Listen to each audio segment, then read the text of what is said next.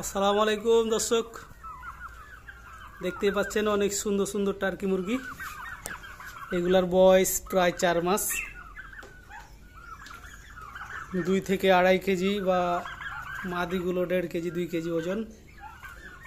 যদি কারো পালার জন্য লাগে, পোষার জন্য, তো নিতে পারবেন। নরগালা 2 কেজির ওজন আর মাদিগুলো 1.5 কেজি। মোটামুটি 3 মাস 4 মাসের বয়সের। আমি ধান খাওয়াই, তো ঘাস খায় অনেক।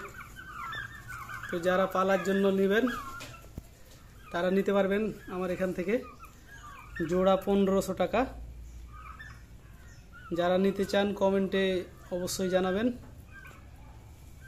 নাম্বার দেওয়া যাবে। যারা নিতে চান কমেন্টে জানাবেন।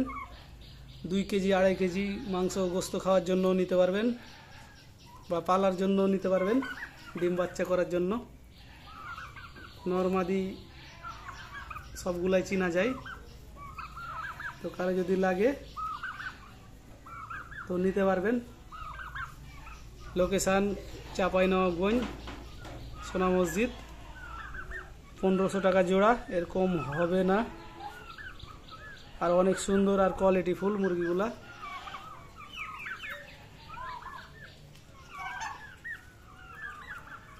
%100% গ্যারান্টি, সুস্থ। চাইলে নিতে পারবেন যোগাযোগ করে।